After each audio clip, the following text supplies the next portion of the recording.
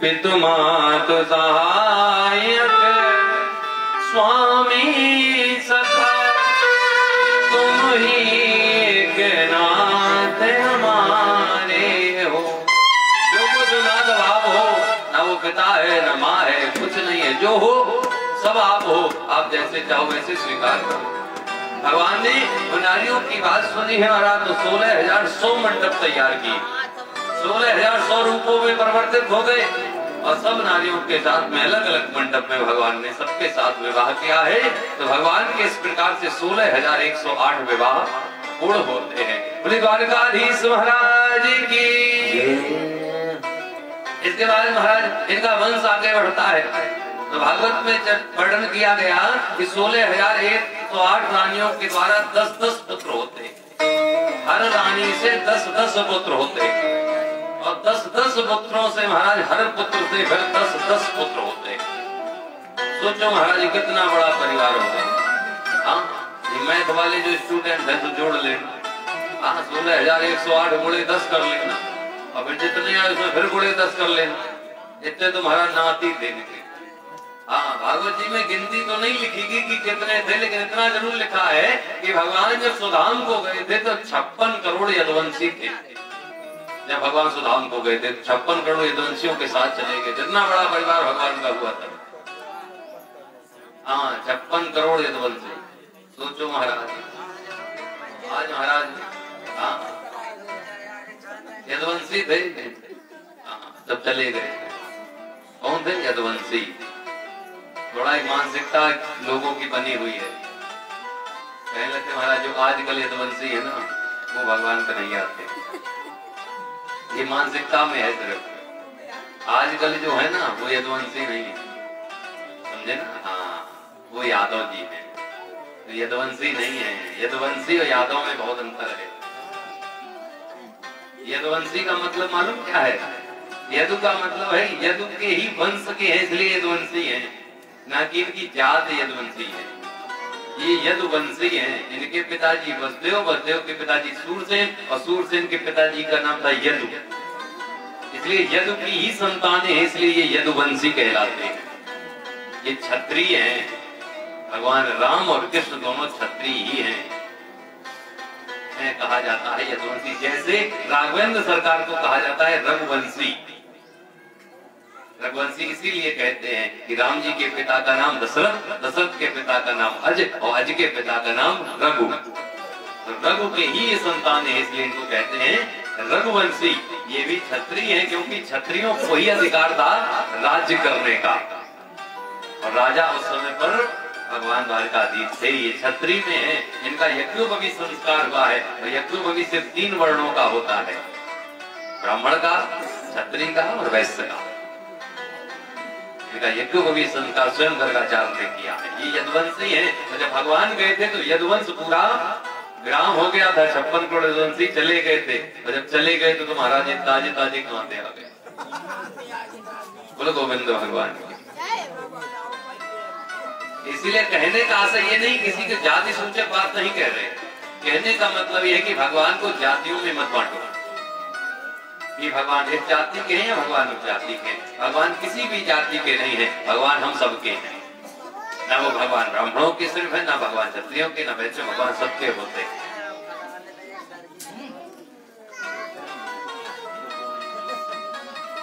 इसलिए कहने का मतलब भगवान को जातियों में बांटो मत कि भगवान इनके हैं और भगवान के। भगवान को जब जैसा कार्य करना है उसी अनुसार वो उसी ही वर्ण में आते हैं। भगवान क्षत्रियों में इसीलिए आए हैं क्योंकि क्षत्रियों को ही इस समाज की, इस दुनिया की सुरक्षा करने का अधिकार दिया गया है। राज्य करके सुरक्षा करने का अधिकार सिर्फ क्षत्रियों के हाथ में है, युद्ध करने का अधिकार सिर्फ क्षत्रियों के हाथ में है। और जब क्षत्रियों के हाथ में है, जब भगवान उस वर्ण में आएंगे तभी तो सबकी सुरक्षा कर पाएंगे। इसीलिए भगवान वहां पर आए। इसमें ये कोई जातिवाद या भेदभाव नहीं है भगवान का कि भगवान इसमें आते हैं, इनके हैं, या उनमें आते हैं, उनके हैं। भगवान सबके हैं, सबके लिए आए हैं। बस इस समाज के कल्याण के लिए वर्ण को चुनकर के आए। हम इसमें रहेंगे तो हमारी मर्यादा का हनन नहीं होगा और हम वो कार्य कर पाएंगे। 56 करोड़ यदुवंशियों का इनका परिवार होता है। आगे महाराज वर्णन किया गया कि भगवान का जो पुत्र थे प्रद्युम्न, और प्रद्युम्न के पुत्र हुए थे अनिरुद्ध। अनिरुद्ध का विवाह महाराज बाणासुर की पुत्री उषा के साथ में हुआ। जैसे ये बात कही है तो परीक्षित जी कहने लगे, स्वामी जी हमें एक बात ये नहीं समझ आ रही है कि आखिरकार भगवान का पौत्र और एक राक्षस की पुत्री के साथ में विवाह, ये संयोग कैसे? हमें संयोग नहीं समझ आ रहा। तो कहते जो बाणासुर है राक्षस, ये भगवान भोलेनाथ का परम भक्त है। इतना बड़ा भक्त है कि भगवान भोलेनाथ से इसने वरदान मांगा। वरदान में क्या मांगा भाई? 1000 भुजाएं, 1000 भुजाएं। और जैसे 1000 भुजाएं आ गई तो महाराज भगवान से कहने लगा, भगवान 1000 भुजाएं तो हो गई, लेकिन ये भुजाएं फड़क रही है, क्या करना? बोले युद्ध करना चाहते हैं। भगवान बोले बताओ तुमसे युद्ध कौन करे? 1000 हाथ लिए। बाणासुर कहने लगा आप है करो। बोले बाबा देखो हम तो युद्ध करेंगे नहीं, लेकिन तुम्हें हम चिन्ह देते हैं। चिन्ह में क्या है? ध्वजा दी, एक झंडा दे दिया, ले जाओ, ले जाकर अपने किला के ऊपर लगा देना। और जब किला के ऊपर लगा देना, जिस दिन ये झंडा झुक जाए उसी दिन तुम समझ लेना कि तुमसे युद्ध करने वाला धराधाम पर आ चुका है। बाणासुर ने महाराज ध्वजा को लिया, अपने दुर्ग पर लगा दिया। नित्य प्रति देखता रहता है किस दिन ध्वजा झुकेगी, किस दिन झुकेगी। इसकी पुत्री है उषा। ये उषा महाराज एक दिन स्वप्न में इस अनिरुद्ध को देख लेती है, और जैसे अनिरुद्ध को देखा तो स्वप्न में ही प्रेम हो गया, प्रेमालाप में लिप्त हो गई। उसी समय महाराज इसकी एक सहेली है चित्रलेखा, वो चित्रलेखा दौड़ करके आई और इसको सोते हुए जगा दिया। जैसे महाराज जगाया है तो स्वप्न टूट गया। और जैसे स्वप्न टूटा है तो चित्रलेखा से चिल्लाने लगी कि हमने स्वप्न में जिस पुरुष को देख रहे थे उससे प्रेम कर रहे थे, हमें वो पुरुष चाहिए, चाहे कैसे भी लेकर। चित्रलेखा महाराज माया को जानती है, चित्र बना लेती है। उषा से कहा एक काम करो, जिस पुरुष को देखा है उसका चित्र बताओ। हम ऐसा चित्र बनाते हैं और बना करके पुरुष तुम्हें ला कर दे देंगे। महाराज उषा ने जैसे ही हुलिया बताना शुरू किया और ये चित्रलेखा बनाती चली गई, जैसे ही पूरा चित्र सामने बन करके आया तो तुरंत चित्रलेखा पहचान गई ये तो भगवान कन्हैया के पौत्र हैं और प्रद्युम्न जी के पुत्र हैं, इनका नाम अनिरुद्ध है। उषा कहने लगी कुछ भी करो हमें ये पुरुष चाहिए। चित्रलेखा माया को जानती है, रात में सोते हुए अनिरुद्ध को उठवा लिया, उठा करके महाराज उषा के पास में कर दिया। उषा ने सामने अनिरुद्ध को देखा तो प्रेम जाग गया, दोनों हर विरामालाप में लिप्त हो गए। इधर ये बाणासुर महाराज बाहर से लौटा और जैसे ही लौटा सामने क्या देखा, ध्वजा झुक चुकी है। समझ गया कि हमसे कोई लड़ने वाला धराधाम पर आ चुका है। अंदर प्रवेश किया तो क्या देखा, अपनी पुत्री को परपुरुष के साथ में लिप्त देखा है। महाराज उस पुरुष को पकड़ा, कारागार में डलवा दिया। उषा से चिल्लाने लगा, हाँ बेटी पाप न होता तो तेरे टुकड़े करवा देता और खाल खींच नमक भर के और गीलों का ग्रास बना देता। अमिती अगर हम बाप न होते ना तो जो हमने उसके साथ किया वो तेरे साथ भी करते, लेकिन आज हम बाप हैं, लाचार हैं। अरे इधर अनिरुद्ध को तो कारागार में डाल दिया। महाराज भगवान कन्हैया को पता नहीं है कि अनिरुद्ध के साथ में क्या हुआ। अब इनको खबर कौन दे, तो खबर तो खबरी लाल दे सकते हैं। हाँ एक है हमारा त्रिकालक के सर्वज्ञ तुम, गति सर्वज्ञ तुम, हमारे चारों तरफ घूमते रहे वही एक आदमी है जो खबर दे सकते हैं। कौन? श्रीमन नारायण नारायण नारायण श्रीमन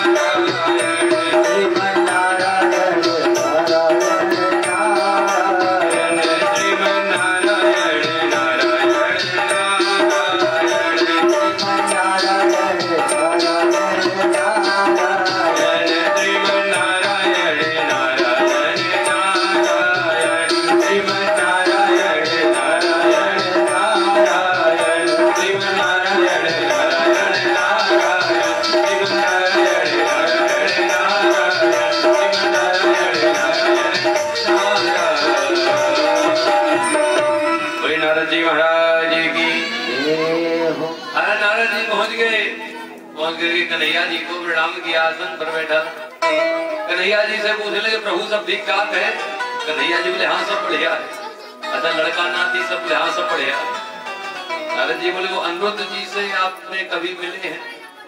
तो भगवान बोले हाँ मिले थे। बोले कब? बोले 6 महीने हो गए। बोले 6 महीने हो गए, 6 महीने देखा नहीं। भगवान बोले जब इतने लड़के नाती हैं अब कैसे सबसे मिल पाए भाई? 6 महीने पहले मिले होंगे अपने कक्ष में कहीं। नारद जी बोले कक्ष में नहीं, वो कारागार में है। कहाँ पर बड़े बाणासुर ने कैद में कर रखा है। जैसे महाराज पता लगा है भगवान ने चतुरंगिनी सेना तैयार कर ली बाणासुर के साथ युद्ध करने के लिए। और बाणासुर महाराज झंडे को देख चुका था, समझ रहा था कोई युद्ध करने आएगा। दूतों ने खबर कर दी बाणासुर को कि नारायण भगवान स्वयं आ रहे हैं युद्ध करने। सोचने लगा कैसे बचे। भगवान रुद्र से कहा, भोले बाबा मदद करो। भगवान ने रुद्र सेना भेज दी। हमारा रुद्र सेना इधर भगवान की चतुरंगिनी सेना, दोनों आमने सामने खड़ी हो गई। हमारा दो शक्तियां टकराएंगी, क्या किया जाए? उधर दिमाग में नहीं आजी, दौड़ के चले गए। आकर सामने खड़े हो गए, रुद्र सेना हारने लगी। रुद्र सेना ने भगवान रुद्र को पुकारा, भगवान रुद्र उधर से चले आए। भोले बाबा सामने खड़े हो गए, एक तरफ कन्हैया जी, एक तरफ भोले बाबा। दोनों महाशक्तियां एक दूसरे के सामने हैं। देवता थर-थर कांपने लगे। अगर भोले बाबा और कन्हैया आपस में युद्ध करेंगे ना, तुम्हारा प्रलय आ जाएगा, सब नष्ट हो जाएगा। क्या किया जाए? आज सारे देवता आकर के महाराज विनती करने लगे, प्रभु बाणासुर को क्षमा कर दो। कन्हैया जी कहते एक शर्त पर क्षमा करेंगे, हमारे नाती को ये रिहा कर दे। बाणासुर से कहा गया, बाणासुर कहने लगा इनके नाती को एक शर्त पर छोड़ेंगे, अगर ये अपने पौत्र का विवाह मेरी पुत्री के साथ में संपन्न कराएं। भोले बाबा ने कन्हैया जी को समझाया, कन्हैया जी तुरंत राजी हो गए। आज इनके पुत्री का और इनके पौत्र का विवाह किया गया। कन्हैया जी ने कहा, भोले बाबा एक काम करो, इसका कुछ ना कुछ तो इलाज करना पड़ेगा ना। हाँ, आखिरकार फिर ये युद्ध करने लगेगा। तो भोले बाबा बोले क्या करें, वध करना है। कन्हैया जी बोले हम वध नहीं कर सकते। आखिरकार प्रहलाद जी को वचन दिया था कि तुम्हारे आगे आने वाली 3 पीढ़ी का वध हम नहीं कर सकते, तुम्हारा तो हो सकते ही नहीं है। बोले क्या करोगे? बोले इसके 1000 भुजाएं काट देंगे।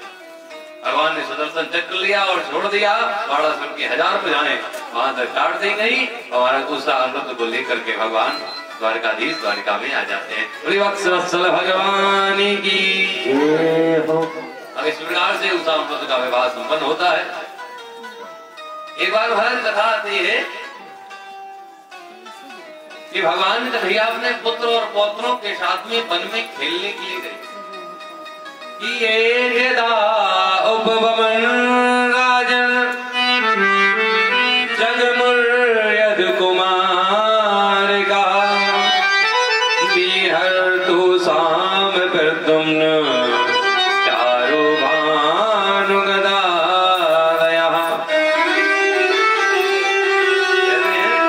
एक बार भगवान कन्हैया अपने पुत्र और पौत्रों के साथ में, जिसमें कुटुम्ब साम भानु आदि सब सम्मिलित हैं, जंगल में पहुंच गए, वन में खेल रहे हैं। भगवान जैसे खेलते खेलते थक गए तो महाराज एक पेड़ के नीचे विश्राम करने लगे। ये बालक युद्ध कर रहे थे, महाराज आपस में खेल रहे थे और लड़ते लड़ते महाराज इतने लड़ने लगे कि गेंद जो थी महाराज वो कुएं में फेंक दी। महाराज ये कुएं गेंद नहीं लेगा, हम लोग नहीं लड़ेंगे। और जैसे महाराज गेंद उसमें फेंकी है तो फिर दोनों भाग करके आए, पिताजी देखो सामने गेंद फेंक दी है। भगवान कन्हैया कहने कहाँ फेंकी है? बोले देखो कुएं के अंदर है। भगवान कन्हैया चल रही है और कुएं के अंदर देखा तो क्या देखा? एक विशाल का एक गिरगिट बैठा है। भगवान ने जैसे ही गिरगिट को देखा अपना हाथ अंदर कर दिया। हाथ का स्पर्श जैसे ही गिरगिट को हुआ है, ये गिरगिट उस स्वरूप को छोड़ करके महाराज एक राजा के स्वरूप में सामने आ गया। सामने आया, भगवान ने पूछा तुम कौन हो? आखिरकार गिरगिट की योनि में से राजा की योनि में आके कहां से आए हो, कौन हो?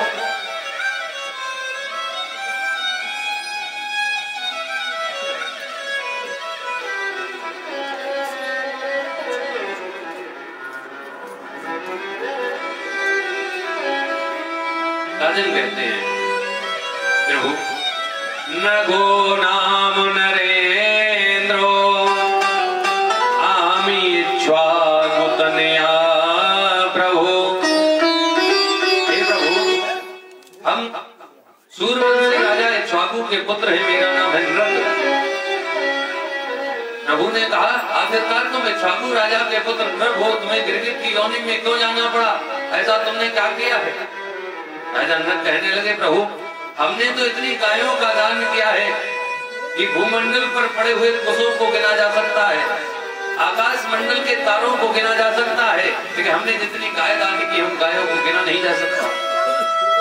भगवान ने कहा जब उन गायों को गिना नहीं जा सकता, इतनी गाय दान की है और फिर भी तुम्हें गिरगिट की योनि में जाना पड़ा, इसका मतलब तुमने अच्छी गाय दान नहीं की होगी। हाँ, गाय भी महाराज अच्छी दान की जाती है। न दो चीजें तुम्हारे पंडित जी को मिलती है, मरो गैया भटो रुपया। कहाँ ले जाओ हमारे भागवत जी में नहीं हो जाए। हाँ, जो रुपया कहूँ न चले महाराज कहाँ ले जाओ, पंडित जी दैया। एक का सिक्का कहूँ न चले कहाँ ले जाओ, भागवत जी चढ़ा दे जाए। पंडित जी तो मना करेंगे नहीं, भैया यहाँ नहीं चलता है,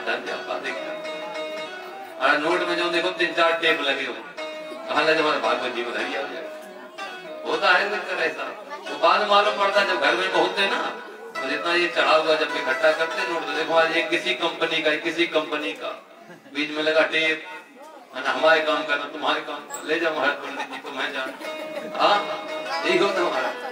एक जगह तो भागवत कह रहे महाराज ये नोट जब सीधे करने लगे, वहां एक नोट देखा तो 150 रुपए का नोट। हाँ 150 रुपए का, अब आधा 100 का था, आधा 50 का था, 150 का नोट। कितने बढ़िया होशियार आदमी, कहाँ ले जाओ भागवत देखने। पंडित जी कहते हैं गाय दान कर ले, भागवत देखेंगे। गाय देखो जब मारती हो पंडित जी देखो, हम लोगों को मारती है तो पंडित जी ले जाए, और पंडित जी घर में लेके गाय को बांध दे जाकर। पंडित जी तो कहे भागवत कहेंगे, पंडितानी तो हन कर लिए ले जाए महाराज, हमारे गाय लात पंडितानी कूला टोल से खत्म हो गई भागवत। हाँ पंडित जी घर पहुंचे, होगी भागवत। गाय ऐसे नहीं महाराज, कुछ लोग तो गाय ऐसी देना जो दूध ना देती हो, गाय के लिए बताया गया है कि पयस्वनी तरुणी सील रूपड़ी। गाय दान कर रही है तो पयस्वनी मतलब दूध देने वाली, तरुणी सील रूपड़ी, तरुणी मतलब जवान हो, सील रूपड़ी मतलब सीधी हो। गुणो प्रपन्ना कपिला हेम श्रृंगी, गुणों में प्रपन्न हो महाराज, किसी को मारती ना हो, ऐसी गाय हो। साथ में बच्चा बच्चिया होना चाहिए, ऊपर झूल पड़ी हो, सींग हो महाराज वो स्वर्ण से मढ़े हुए हो, और जो हो वो चांदी से मढ़े हो, बाल्टी डब्बा साथ में हो, ऐसी महाराज गाय दान की जाती है। फिर आजकल तो वही एक है, अब तो ओरिजिनल वाली गाय का काम है खत्म हो गया। हाँ न वो बूढ़ी हो न जवान हो, ऐसी दान करो कौन इतनी बड़ी चांदी के ले आओ। हाँ न तो है का झंझट, न सानी खवाए का झंझट, तो तुम्हारा पकड़ा कर लो पंडित जी ले गया, पंडित जी घर का पूजा करे, पंडित जी कार टेंशन खत्म, भूसा उसा इकट्ठा करे, फिर ये मारेगी भी नहीं। हाँ आधुनिक युग है ना, सब चल रहा है।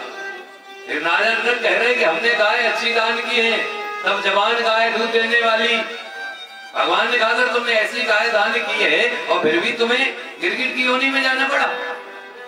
राजा नर कहते हैं कि भगवान एक दिन मैंने एक संत को कुछ गाय दान कर दी, वो संत गाय लेकर के महाराज गए, और दूसरे दिन हमने एक और संत को गाय दान कर दी। दूसरे दिन महाराज वो संत गाय लेकर जा रहे थे, और एक दिन पहले जिस संत को गाय दान की थी ना, वो संत के आश्रम से वो गाय छूट गई। छूट करके गाय भागी मेरे राज्य की तरफ आने के लिए, और इधर से जो संत गाय लेकर के जा रहे थे, दोनों झंडों की गाय आपस में मिल गई। पीछे पीछे वो संत भागे चले आए, आकर के महाराज दोनों संतों में झगड़ा होने लगा, एक कहे मेरी गाय है, कहे मेरी गाय। कोई निर्णय नहीं हो पाया तो मेरे पास में आए, पूछने लगे बताओ किसकी गाय है, किसको दान की है। हम कभी कहे हमने इनको दान की है, हम कहे हमने इनको दान की है, ये इनकी गाय है, ये इनकी गाय है। वो ये सुनिश्चित निर्णय नहीं ले पाए। संत दोनों क्रोध में आकर के हमें श्राप दे देते हैं, जैसे तुम गिरगिट की भांति बार बार रंग बदल रहे हो, कभी इसके पक्ष में जाते हो, कभी उसके पक्ष में जाते हो, जाओ हम तुम्हें श्राप देते, तुम गिरगिट की योनि में चले। हमने संतों से क्षमा मांगी है, जड़ को पकड़े हैं, तो संतों ने कहा तुम गिरगिट की योनि में तो जाओगे, लेकिन द्वापर में जब भगवान कन्हैया आएंगे, उनके शरीर का तुमसे स्पर्श होगा ना, तो गिरगिट की योनि छोड़ करके तुम भगवान के धाम को चले जाओ।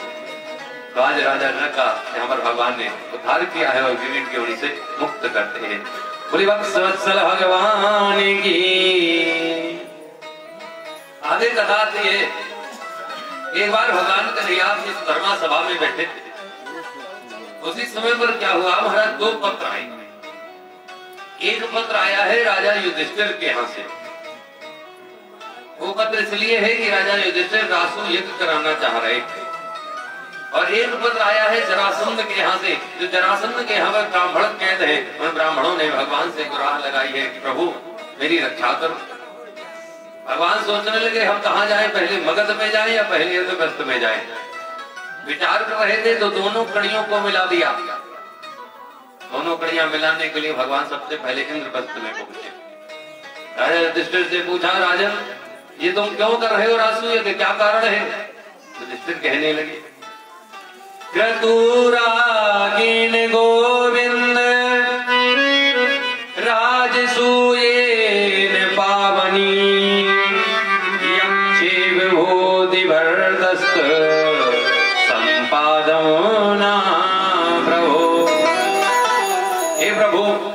हम राजसू यज्ञ पावन यज्ञ करने जा रहे हैं, आपकी आज्ञा चाहते हैं, आप जैसा आदेश करेंगे उसी हिसाब से हम यज्ञ करेंगे। भगवान ने कहा राजसू यज्ञ वो कर सकता है जिसका चारों तरफ महाराज राज्य में जीत हो गई हो। क्या तुमने सबको जीत लिया है? युधिष्ठिर कहते हाँ सब मेरे ही अधीन है। भगवान ने तुरंत पूछ दिया ये बताओ आखिरकार दक्षिण में जो मगध राज्य है उस मगध राज्य को किसने जीता? युधिष्ठिर सोच में पड़ गए।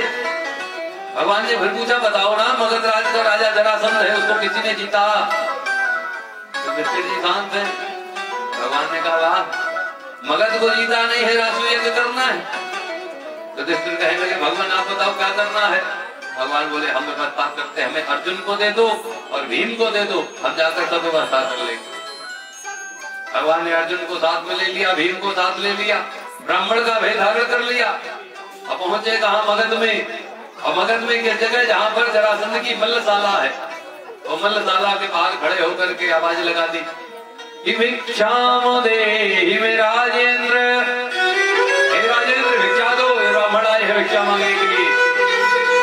ऐसे महाराज जरासंध ने सुना है, तुरंत बाहर आया, ब्राह्मणों को देखा, हाथ जोड़ लिए, कहो ब्राह्मण देव क्या मांग रहे हो? भगवान ने सामने जरासंध को देखा, भगवान कहने लगे युध्यमनो देहि राजेंद्र द्वंद्वसो यदि मन्यसे युद्धार्थिनो मयं प्राप्त राजान्यानान्यकांक्षिणा। युद्धमनो देहि राजेंद्र, हे राजेंद्र हम युद्ध चाहते हैं, और युद्ध भी कौन सा? द्वंद्व युद्ध करना चाहते हैं। ऐसे ही कहा जरासंध बोले तुम ब्राह्मण तो हो ही नहीं सकते। हाँ ब्राह्मण लड़ाई कभी नहीं जा सकता महाराज। हाँ ब्राह्मण मधुरम प्रियम कहते हैं। ये तुम्हारे इस शब्द की इस समय तो भाई इतना अच्छा ये शब्द समझा जा रहा है। लोग बागों ने, कुछ लोग बागों ने समझा रखा है, कुछ लोग बाग समझ भी बहुत अच्छा रहे। अगर पंडित जी घर पहुंच जाए और पंडित जी कहते हैं मीठा नहीं खाएंगे, तुरंत लोग कहते हैं मतलब ये सब तो ऐसे रटे बैठे हैं। अरे पंडित जी कैसे पंडित जी मीठा नहीं खाते? हाँ ब्राह्मण मधुरम प्रियम, पंडित को तो मीठा अच्छा लगता है। मतलब कहने का मतलब इसमें कहीं लिखा है कि भैया पंडित मीठा खाता है, लिखा तो नहीं। ब्राह्मण मधुरम प्रियम लिखा, मतलब कि ब्राह्मण को मधुरता प्रिय है। मधुरता तो शक्कर है। हाँ जो कुछ है मधुरता शक्कर है बच्चियों कहूँ नहीं। और मधुरता अगर शक्कर में शुगर में सब कुछ हमारा जब शुगर हो जाए तो कड़वाहट है तो निकल ले। हाँ डायबिटीज हो जाए, शुगर है तो बढ़ जाए, फिर डॉक्टर के पास बात। शक्कर नहीं है मतलब ये नहीं कि ब्राह्मण को मीठा खाना प्रिय है, नहीं। ब्राह्मण को मधुरता प्रिय है, ब्राह्मण को कड़वाहट प्रिय नहीं है। मीठा बोलना, मीठा सुनना, बता दिया खाना है तो खाने के पीछे महाराज। हाँ जहाँ हमारे पास पूरी बने और पंडित जी पूरी को बैठे।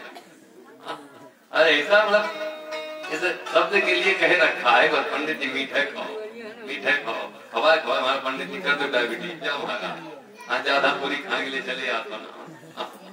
बोल गोविंद भगवान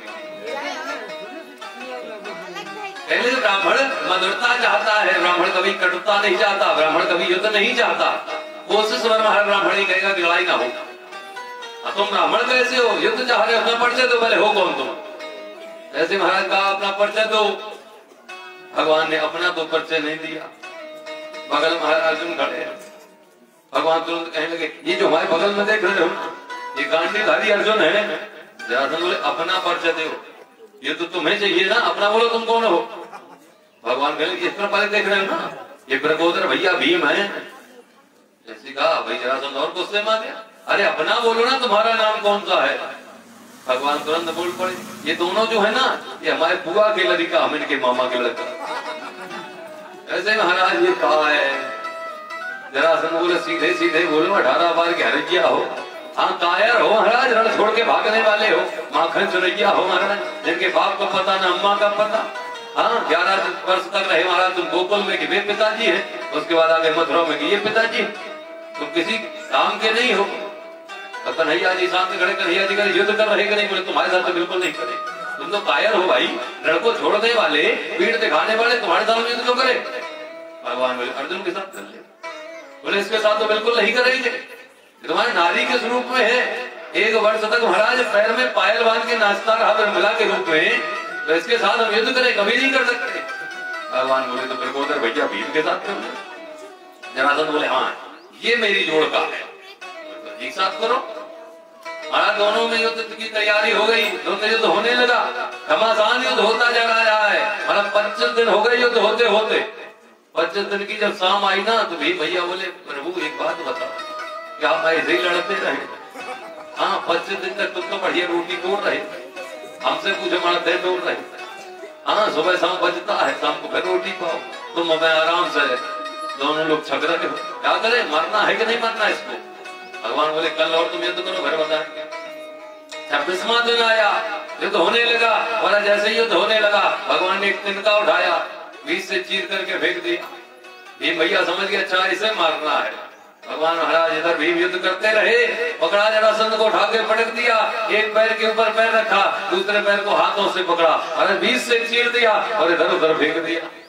ऐसे ही फेंका, भीम भैया समझ के मर गया।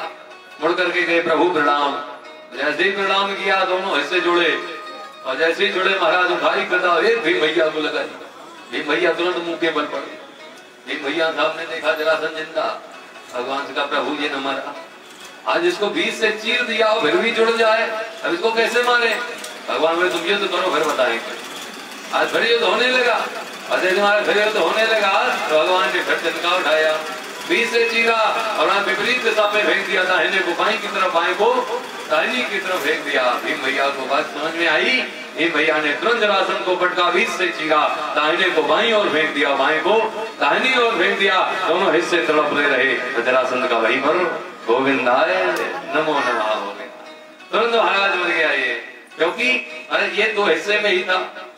एक जरा नाम की राक्षसी ने दोनों हिस्सों को जोड़ा था, इसीलिए इसका नाम जरासंध हुआ था। जरा ने संधि की थी, संधि का मतलब जोड़ना, इसलिए इसका नाम था जरासंध। दोनों महाराज इससे इधर उधर पड़े हैं, दोनों प्राण निकल जाते हैं। वहां से भगवान भीम और अर्जुन को लेकर के लौट करके आए हैं और रासु यज्ञ होने लगा। रासु यज्ञ में सबको बुलाया गया, दुर्योधन को बुलाया, कर्ण को बुलाया, सारे लोग आए हैं। भगवान ने सबको काम बांट दिए, अपना अपना काम लो भाई। कोई यज्ञ होता है धार्मिक कार्य हो, वो धार्मिक कार्य में सबको कुछ ना कुछ एक एक काम देना चाहिए, ये पक्की बात है। अगर सच बताएं तो कोई धर्म का कार्य करो, उसमें चाहे अड़ोसी पड़ोसी चाहे रिश्तेदार, उसका 1 रुपए जरूर लगाओ। पूरा खर्चा अपना करो लेकिन किसी का 1 रुपए जरूर लगाओ। मंदिर बनवाओ और मंदिर बनवाओ महाराज, उसमें कम से कम 1 ईंट किसी दूसरे की ईंट जरूर लगाओ। उससे पता क्या होगा, उससे तुम्हारे अंदर कभी अभिमान नहीं आएगा। जब भी वो धर्म का कार्य होगा और धर्म के कार्य में किसी का 1 पैसा लगा होगा तो उसका उसमें सहयोग होगा, और जब उसका वो सहयोग होगा तुम्हारे अंदर मत नहीं होगा कि हमने अकेले किया, उसमें किसी का सहयोग जरूर है। भले ही तुम कितने भी समर्थवान क्यों ना हो, फिर भी किसी का 1 पैसा जरूर उसमें लगाओ जिससे तुम्हारे अंदर मद नहीं आए। भगवान ने सबको कार्य सौंपे हैं। दुर्योधन और कर्ण को तो कार्य दिया गया दान करने का, हाँ तुम दान करो, और हमेशा दान ऐसे ही करते हैं। और कर्ण दुर्योधन को इसलिए दिया कि कर्ण दुर्योधन ये सोच रहे थे इनका महाराज जो खजाना है वो जल्दी खाली है, जल्दी खाली होगा तो इनकी बेइज्जती हो जाएगी, बेइज्जती होगी तो जगह सारी होगी, तो काम सब चौपट, तुम्हारा देना चाहिए इतना इतना तो दे रहे इतना इतना, ज्यादा ज्यादा दान करते जा रहे हैं। हमारे जैसे ये दान करे ज्यादा ज्यादा ब्राह्मणों को दान मिले, और ब्राह्मण आशीर्वाद कैसे थे? युधिष्ठिर को, और जैसे युधिष्ठिर को आशीर्वाद मिले तो फल क्या हो, शाम को खजाना बंद किया जाए, सुबह खोले तुम्हारे 4 गुना ज्यादा। हाँ दुर्योधन कर्ण लौटाते जा रहे, इनका खजाना बढ़ता जा रहा, आशीर्वाद युधिष्ठिर को मिल रहा था, और ये सोच रहे महाराज इसका काम करे देते। इसलिए हमारे कहते हैं जैसे अगर घर की रखवाली करने हैं तो चाबी के तो चोर को पकड़ा, हाँ साहूकार का ना तो चोर को पकड़ा। सीधी सी बात, जब चोर के हाथ में चाबी है, अगर वो चोरी होगी तो सीधी बात तुम्हारे हाथ में चाबी है, ऐसे महाराज पकड़ाओ तुरंत वही को काम करो। दुर्योधन कर्ण को काम दिया, अर्जुन को कर दिया क्या करने, हर गुरुजनों की सेवा करो तुम। भीम भैया को बुलाए, भीम भैया को महाराज खाना परोसने का काम दे दिया, हाँ पाकशाला का काम, और जो ज्यादा खाएगा वही ज्यादा खिला पाएगा। ये पक्की बात है, जो खाना जानता है वही खिलाना जानता है, जो खुद खाना ना जाने वो कभी खिलाना नहीं जानेगा। सीधी बात है, जैसे मान के चलो अगर घी की चुपड़ी रोटी तुम खाना जानते हो, अब तुम्हारे घर में कोई आएगा तो तुम घी की चुपड़ी रोटी उसे दोगे। अब तुम्हें हमारा सूप घी खा दो तो घर तुम्हारे खुद घी नहीं हो जाए, तुम दूसरे का दे। सीधी सी बात है, खुद मेवा खाते होगे तो मेवा का भंडार होगा, तुम भी जानो भैया हम भी खाते, दूसरा भी खाता हो, उसको भी खिलाओगे। तो खाने वाला ही खिला सकता है, और भी भैया खुद इतना इतना खाते।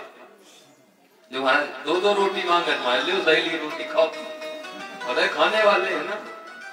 आगे का जैसे निमंत्रण वगैरह होता पर्स का काम नहीं किया जाता, वैसे हमारे भी भैया को पर्स का काम। और पहले जब पर्स का काम होते थे ना, पुराने जमाने की बात करें ना, पहले तो घी भी बरसा जाता था, है ना दादा, याद होगा ना आपको। बारात कितने दिन रुकी थी? 4 दिन 5 दिन 1 दिन? अच्छा पहले बार 3 दिन रुकती थी शायद।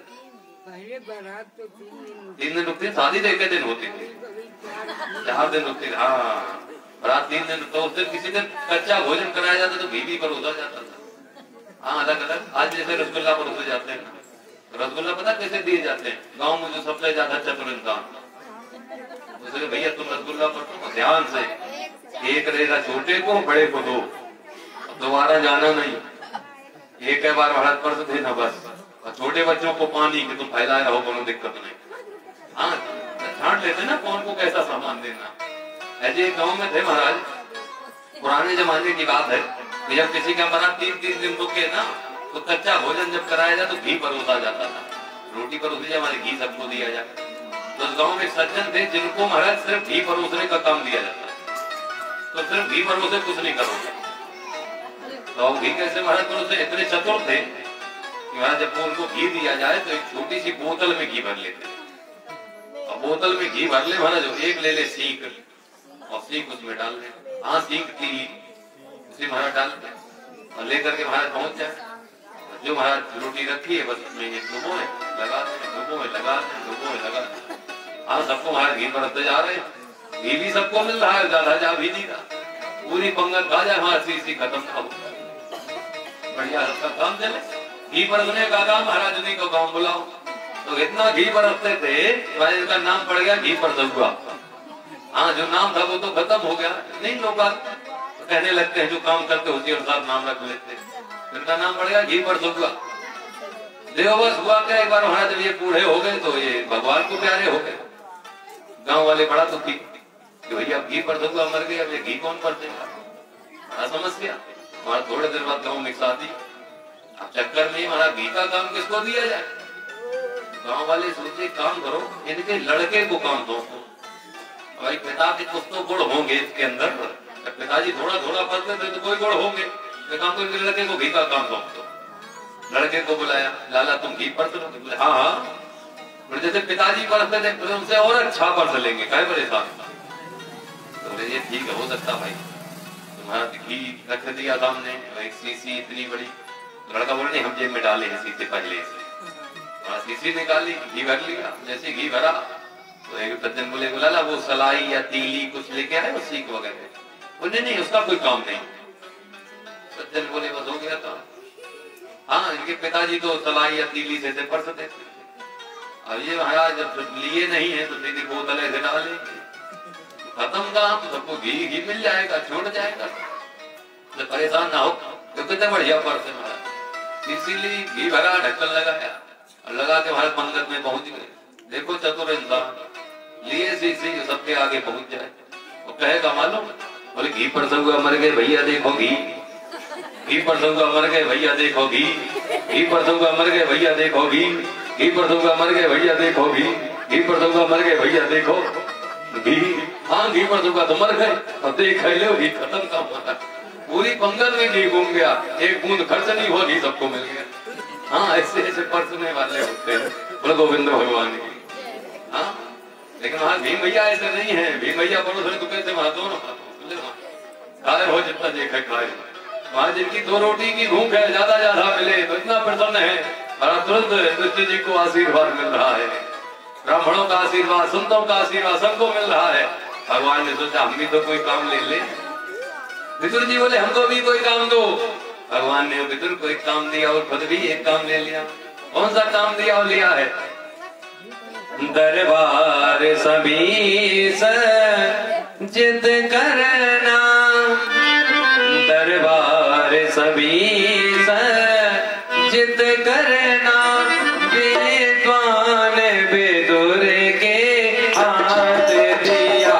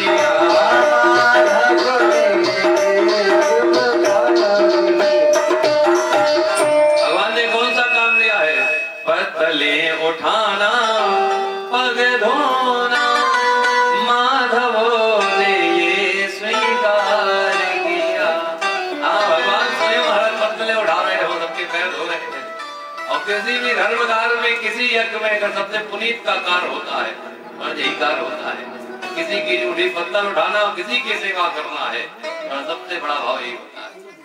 अगर ये सेवा का कार्य देखना है तो कभी किसी गुरुद्वारे में चले जाओ, गुरुद्वारे में सेवा का कार्य देखने को मिलता है। आजकल तुम्हारे किसी से कहते पत्थर उठा दो, अच्छा क्या समझे उनका, हाँ हम पंडित नहीं है, अगर हम पत्थर उठाए, जबकि महाराज पत्थर उठाने का कार्य बहुत पुनीत है। किसी भक्त की किसी धार्मिक कार्य बन रही है, कभी गुरुद्वारे में जाकर देखो महाराज, जब कहीं वहां पहुंचो, जैसे आप चप्पल जूते उतारोगे ना, तो वहां के जो सेवा कार्य करने वाले हैं तो बड़े बड़े सेठ होते हैं, ये नहीं महाराज के नौकर हैं, बड़े बड़े सेठ हैं। और जैसे महाराज तुम जूते को उतारोगे, उतार करके पहुंच करके महाराज ऊपर लवारी में रखोगे, अंदर जाओगे तुम्हारे पैरों को धुलेंगे। उन्हें ये नहीं मतलब कौन है, उन्हें तो मतलब है कि यहाँ का भक्त है, कौन है कैसा है इससे नहीं है, पर भक्त है, हमारे अंदर आ रहा है, इसका मतलब भक्त है, उसके अंदर आस्था है, और जो भगवान का भक्त है वो हमारा अंदर महाराज पहुंचे, तुम्हारे पैर धुले जाएंगे। जैसे बाहर आओगे तुम्हारे जूते होंगे, उनको उतार कर कपड़े से पोंछ के तुम्हारे पैरों में पहनाए। ये सेवा का कार्य वहां मिलता देखने को। जो भक्त की सेवा जो करते हैं ना, भगवान और प्रसन्न होते हैं। ये जो हमारे भक्त का है वो हमारा परम भक्त है। भगवान स्वयं वो कार्य ले रहे हैं कि जितने भक्त वहां पर आते हैं सबके स्वयं पैर धोते हैं और उनकी जूठी पत्तल को उठाते हैं। यज्ञ का कार्य हो रहा है। दुर्योधन ने विचार किया कि इंद्रप्रस्थ इतना सुंदर बना है, चलो हम जाकर के भ्रमण करें, देखें इसको। और घूमने लगा, इतना विचित्र इंद्रप्रस्थ बना था कि जहाँ पर जल होता था वहाँ थल दिखाई पड़ता था, और जहाँ थल होता था वहाँ जल दिखाई पड़ता था। घूमते घूमते महाराज गया तो एक जगह पर इसे थल समझ में आ रहा था कि जमीन है, और आगे बढ़ा, पैर रख दिया, और जैसे पैर रखा था वहाँ जल, तुरंत महाराज गिर गया। और जैसे ही गिरा है तो एक लोग हंस पड़े। कौन हंसे हैं? महाभारत में वर्णन है कि द्रौपदी हंसी, और भागवत जी में वर्णन है कि उस जगह भीम भैया हंसे। हाँ, भागवत जी में ये लिखा है कि उस जगह भीम भैया हंसे, और महाभारत में ये लिखा है कि उस जगह द्रौपदी हंसी।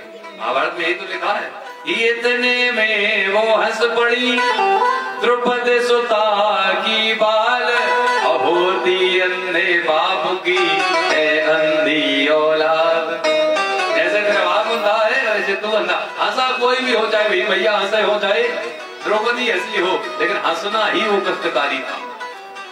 किसी से महाराज अगर ये कटु वचन तुम कह दो कि भाई तुम्हारे बाप अंधे तुम अंधे, तो उसे खराब नहीं लगेगा। और यही वचन ने महाभारत की है। अगर उस जगह ये वचन ना बोले गए होते तो भारत में महाभारत ना हुआ होता, ये पक्की बात है।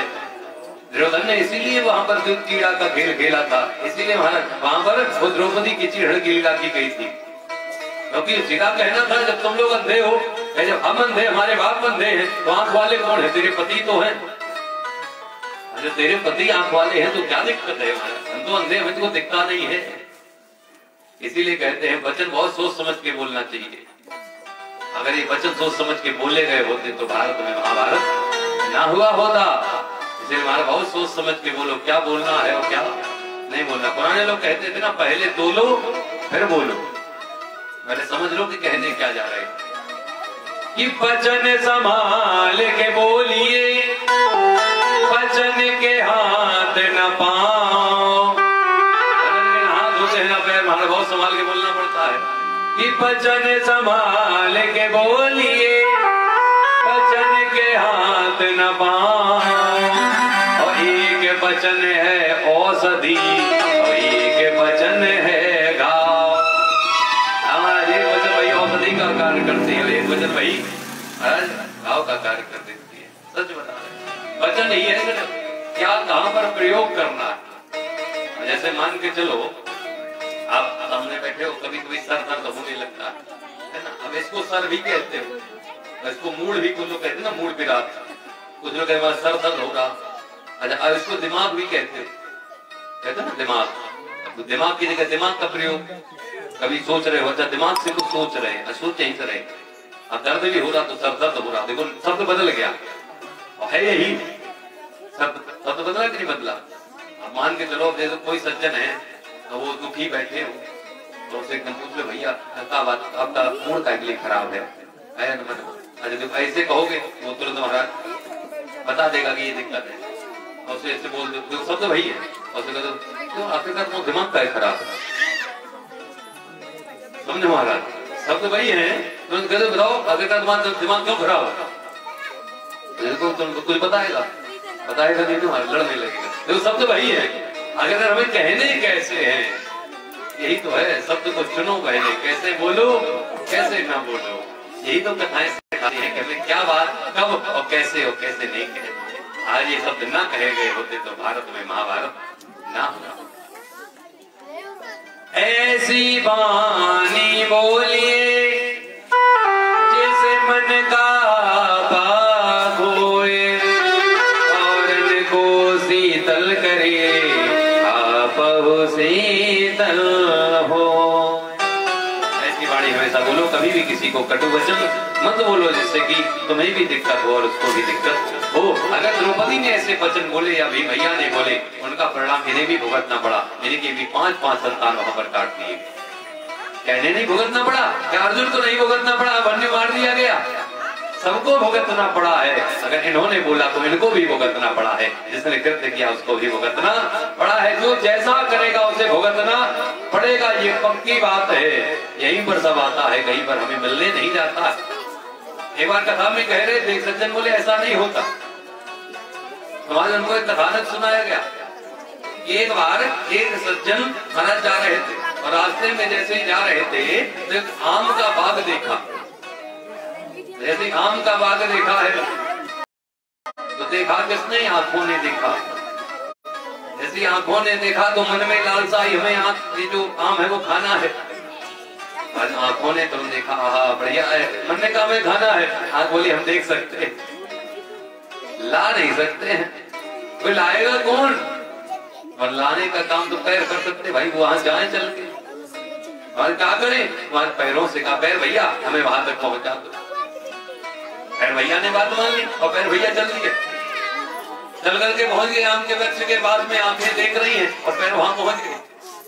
मैंने कहा भैया हमें खाना है पैर। भैया बोले हम पहुंचा सकते हैं, खिला नहीं सकते हैं। बोले खिला कौन सकता? बोले तो तोड़े तो पहले। तोड़ेगा कौन? बोले हाथों से कहो। अरे हाथों से कहा भैया आप तोड़ दो। हाथों ने तुरंत बात मानी महाराज, तो हाथ आगे गए, आम को तोड़ दिया। मन ने कहा हमें खाना है। हाथ बोले तोड़ सकते हैं, खा नहीं सकते। बोले खा कौन सकता है? बोले मुख खा सकता है। मुख से कहा भैया आम खिलाओ। मुख ने महाराज आम खाया, तो जैसे खाया मन बोले हमारे पास तक नहीं आया। मुख बोला भैया खा सकते हैं लेकिन रख नहीं सकते। बोले रख कौन सकता है? बोले उधर। हाँ उधर से कहा भैया इसको ग्रहण करो। उधर बोले हाँ भेजो। मुख ने अंदर भेज दिया, उधर में पहुंच गया, महात्मा ग्रहण हो गया। मैं बोला आनंद आया। जैसे आनंद आया उधर महाराज देखेगा महाराज आया, एक घंटा लगाया पीठी पे, ऐसे ही पीठ में लगाया महाराज पीठ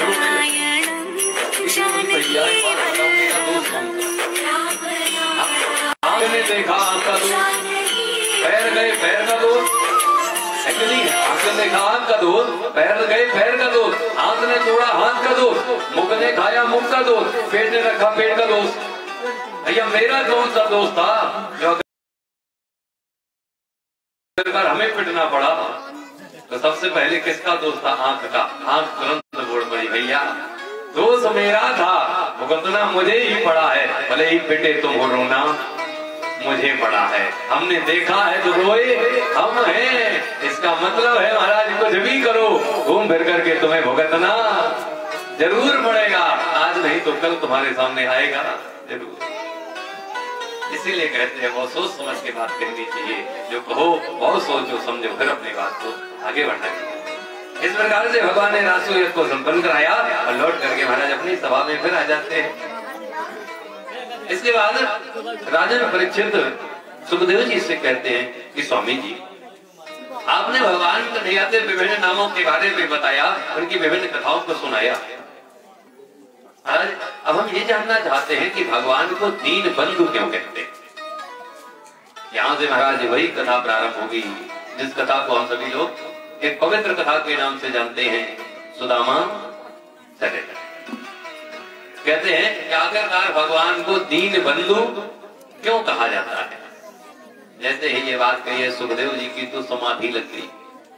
सुखदेव जी शांत हो गए, परीक्षित जी विचार करने लगे कि आखिरकार कथा विराम की तरफ होने वाली है और सुखदेव जी के अगर समाधि लग गई तो हम 7 दिन कथा सुनेंगे कैसे। परीक्षित जी ने कहा स्वामी जी उठो, स्वामी जी उठो। सुखदेव जी ने नेत्र खोले, परीक्षित जी कहते स्वामी जी कथा सुनाओ ना, आप ध्यान में कहा चले गए थे।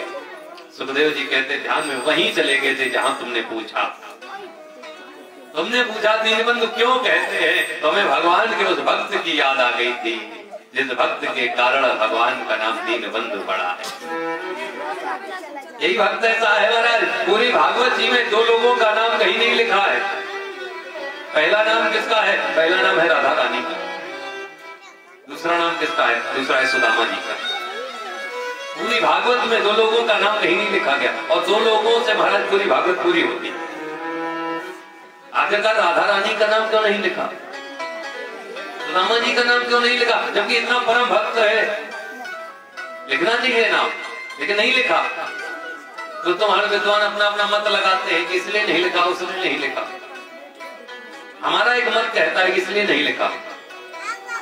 राधा रानी और सुदामा जी 2 लोग ऐसे हैं जो भगवान कन्हैया को भजते हैं और भगवान कन्हैया इनको भजते हैं। भगवान कन्हैया इनके लिए श्रेष्ठ है और ये भगवान कन्हैया के लिए श्रेष्ठ हैं। भगवान कन्हैया राधा रानी के नाम का जाप करते हैं और भगवान कन्हैया सुदामा के चरणों को पकड़ कर बैठ जाते हैं। तो जो भगवान के लिए स्वयं श्रेष्ठ है और अपने से श्रेष्ठ का कभी नाम नहीं लिया जाता है अपने मुख से, जो अपने से बड़ा होता है, और जो भगवान सबसे बड़ा है और भगवान से भी जो बड़ा है उसका नाम अपने मुख से सुखदेव जी ले कैसे सकते हैं। इसलिए महाराज वहां पर सुदामा जी का नाम नहीं लिखा है। तो कौन है वो भक्त जिसके कारण से महाराज आज भगवान का नाम दीनबंधु लिखा गया है। सुखदेव जी कहने लगे सुनो राजा, कृष्णस्यासीद सखा कश्चिद ब्राह्मणो ब्रह्मवेत्तम